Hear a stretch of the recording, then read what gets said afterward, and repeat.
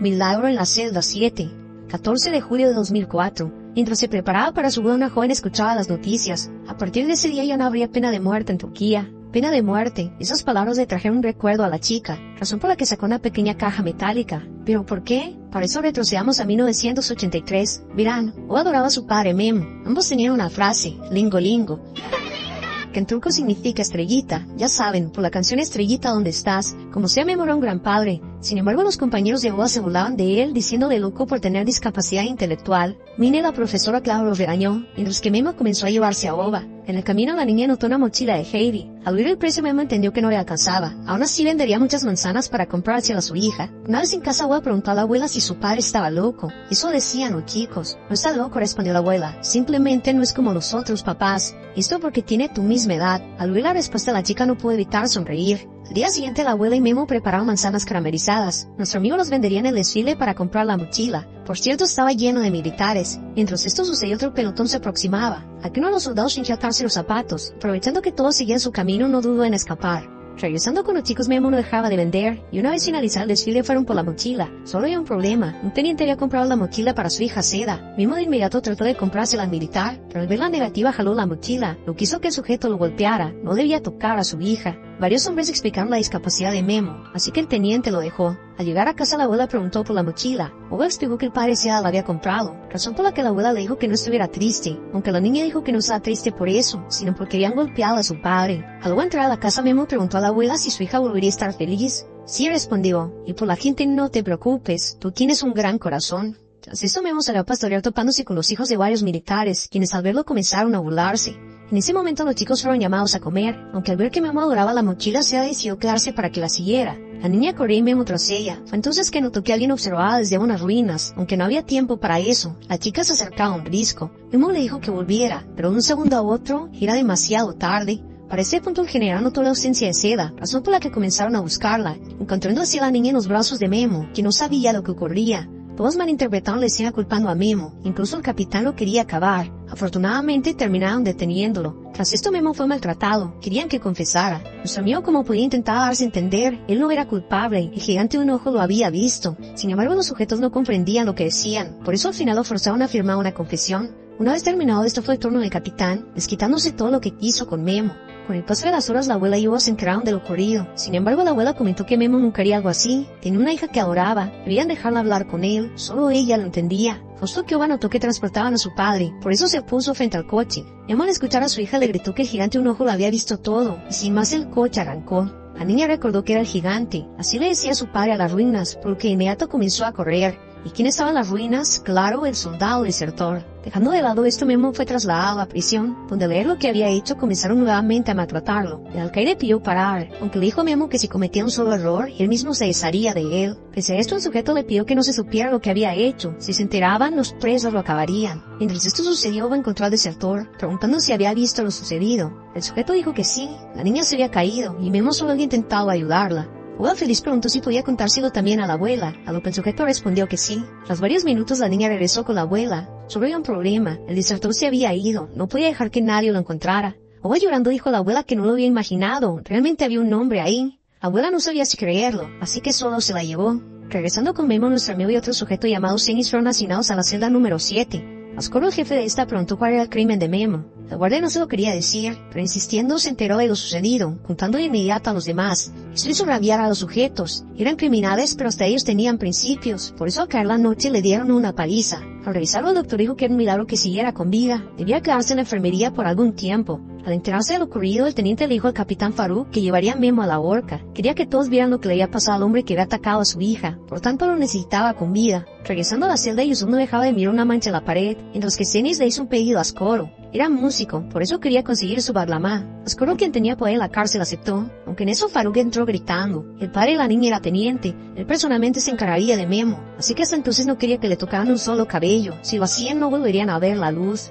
Viendo con Ova, la chica día tras día se sentaba a esperar al desertor, pero el sujeto nunca regresó. Memo, por su parte, tras un poco estuvo mejor. Pasó por la que volvió a su celda, donde Yusuf seguía mirando la mancha, aunque para él era un árbol. Por cierto, todos se preguntaban por qué Selim seguía preso. Se suponía que solo cometía crímenes para que lo encerraran durante el invierno y así no pasara frío. Selim dijo que ese era el plan, sin embargo esta vez se le había pasado de la mano. Claro que sí. Aprovechando el momento, Ali preguntó a Tefik por qué había intentado hacer la automorición. Sabía bien que si la hacía, sufriría en el infierno. Tras esto, los chicos salieron al patio, donde Ascoro le dijo a Memo que no se cruzara en su camino. Nuestro amigo terminó jugando con una paloma, que más que jugar con ella la trató muy bien y la liberó, cosa que todos notaron. Memo también se percató que un hombre tenía lápiz y papel. Para alejarlo el sujeto leía un poco, así que nuestro amigo comenzó a escribir cartas a Oba. Como cualquier buen padre, no le contó la verdad. En cambio, le dijo que estaba en un lindo lugar y tenía muchos amigos. Y esto claro con el fin de que su hija tampoco sufriera. Solo había un problema, las cartas siempre eran destruidas. Oba por su parte, como cada día esperaba al desertor. Por esta razón la abuela le llevó a Mine, que le dijo que escribirían una petición, así la dejarían ver a su padre.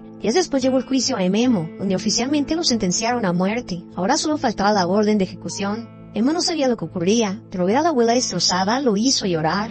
Días después Mine consiguió permiso para que Oba viera a su padre. Sin embargo, aún así los guardias dijeron que no la dejarían entrar. Mine comenzó a discutir con el hombre, razón por la que el alcaide se acercó, aunque cuando menos lo pensó, Oba había desaparecido.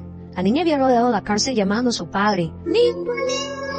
Al oír a su hija, Memo corrió sin dudar, gritando que ahí estaba. La niña respondió que tenía razón, el gigante un ojo la había visto. Memo estaba sumamente feliz, aunque de un segundo a otro se llevaron a Oba. Los guardias también llegaron por nuestro amigo, pero aunque los chicos explicaron que no trataba de escapar, los guardias pidieron que se lo llevaran, lo que puso muy triste a Memo. Al día siguiente llegó el Barlama de Cenis, mientras que los demás charlaban sobre Memo. No creían que fuera un criminal, quizá era el chivo expiatorio de otro. Oba por su parte también preguntó a la abuela si ella también se convertiría en ángel e iría al cielo como su madre. Eso espero, respondió la anciana. Entonces, ¿quién cuidará de mí?, preguntó la pequeña. No te preocupes, Oba, estaré aquí hasta que crezcas. Regresando comimos anoche por primera vez, los chicos lo trataron de manera diferente, incluso permitiendo que Cenis tocara junto a ellos mientras Cenis tocaba. Aquí le hicieron varias preguntas sobre su familia, por ejemplo, cómo había tenido una hija. Memo, como pudo darse a entender, explicó que la abuela le había conseguido a su esposa, aunque lo mejor había sido cuando fueron a la habitación. ¡Oh! Claro que sí. Horas después, mientras todos dormían, el jefe se levantó al baño. Esto fue visto por Cenis, quien sin dudarse con una navaja de su Barlama y confrontó a Ascoro. Había enviado a uno de sus enemigos a acabarlo. En ese momento llegó Memo atacando al sujeto. Evidentemente el alboroto llamó a los demás. Solo había un problema. Memo se encontraba herido. Cenis fue trasladado al calabozo, mientras que Memo apenas si la libró. Esto hizo razonar al jefe. Memo le había salvado la vida. Por tanto, le devolvería el favor. Lograría que viera a su hija. Al día siguiente hizo la petición, así que sus sirvientes fueron por Oba, a quien sin dudar dijeron lo siguiente.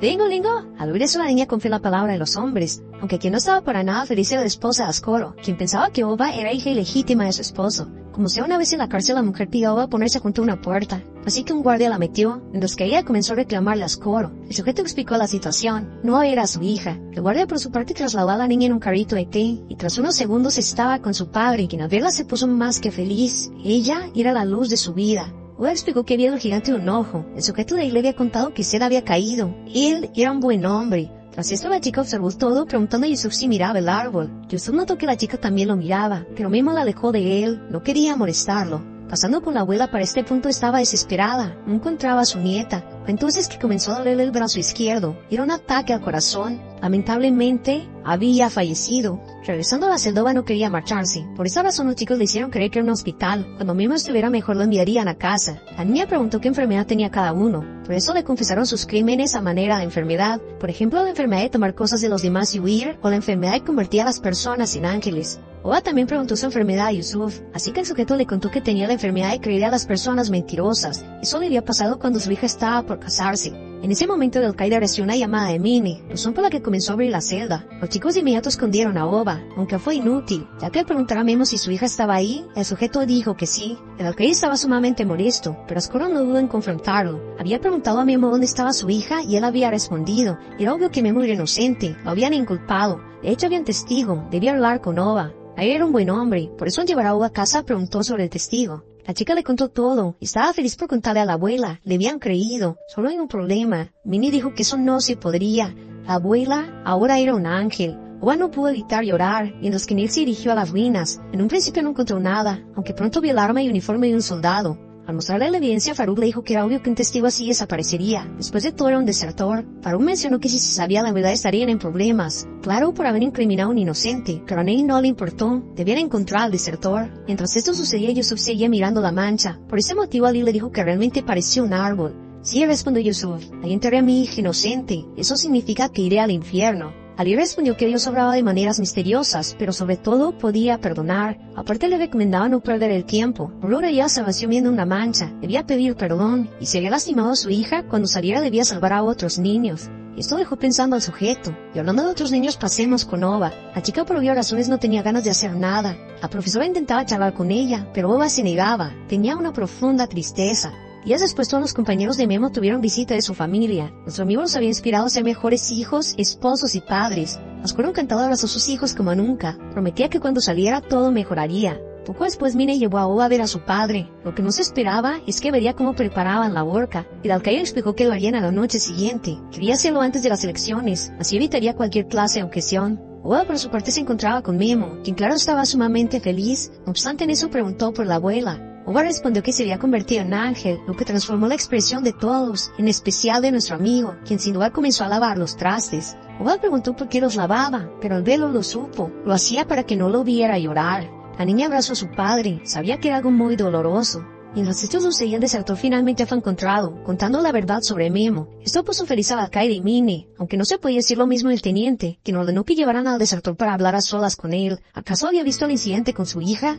Sí, respondió el hombre. Entonces cuéntemelo. El desertor comenzó a hacerlo, pero antes de terminar el teniente acabó con él. Esa noticia llevó rápidamente a los chicos. El teniente había dicho que el desertor había intentado escapar. Una clara mentira. Sin duda estaba en contra de Memo. Al día siguiente nuestro amigo vio a Ova de nuevo. Aquí se hacía el fuerte. Sabía su destino pero no quería revelarlo. Sin embargo al ver la horca no pudo evitar llorar. Ova preguntó qué tenía, así que Memo se lo dijo. No quiero ser ángel, no quiero ejecución, quiero cuidar de Ova. Al ver la situación, la profesora mintió diciendo que Memo estaba confundido. No habría ejecución, él era un buen hombre. Ova se marchó pensando en que no habría ejecución, sin embargo recordaba ciertas palabras de la abuela. Ova, tienes que saber dos cosas. La primera, los pájaros no van al cielo, vienen en verano y se marchan en invierno. Y la segunda, digan lo que digan, hagan lo que hagan, ordenen lo que ordenen, tu padre es un buen hombre. Esa noche todos se despidieron de Memo con un abrazo. Era un gran sujeto. Al ir caminando Memo intentó resistirse, pero tras unos minutos todo había acabado. Al día siguiente a primera hora el alcaide visitó a Ova. Tenía un obsequio para ella, una cajita de metal. ¿Pero por qué una cajita? Para esto retrocedamos 2 noches atrás. Aquí Yusuf le dijo a Ascoro y Ali que por primera vez había soñado con su hija. Sabía lo que debía hacer. Los chicos lo consideraban una locura, pero aún así le contaron el plan al alcaide y Faruk. Era un plan ridículo, pero podía funcionar. Así que organizaron todo. Y al caer la noche, Faruk envió a todos los guardias a buscar a Yusuf. Al parecer, había escapado. Evidentemente el sujeto no había huido. De hecho, se encontraba despidiéndose de sus compañeros. Aquel le dijo que le estaba uniendo a un padre y a una hija. Un hombre así solo merecía una cosa: el cielo. No importaba su pecado. Ambos se abrazaron, y tras eso le dio la cajita metálica al alcaide. Era para Ova. Era lo único de valor que tenía. Tras esto, con la frente en alto salió de la celda, y cuando Memo se resistió, hicieron el intercambio. Mientras esto ocurrió, el fiscal y el coronel fueron chocados por los sirvientes de Ascoro, asunto a que no pudieron llegar a tiempo. Faruk dijo que no los podían esperar. Había llegado la hora, y sin más, Yusuf falleció. Al día siguiente el expediente de Yusuf fue sellado. Oficialmente, había escapado de prisión. Es así que volvemos con el alcaide. Ova, el hombre que te envía esta caja de metal, también te envía algo más. A tu padre.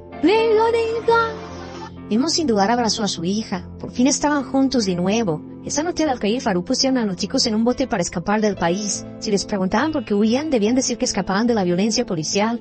Y si cuestionaban que tenía Memo, debían decir que los soldados eran los causantes. La niña entendió a la perfección, y entonces dijeron adiós.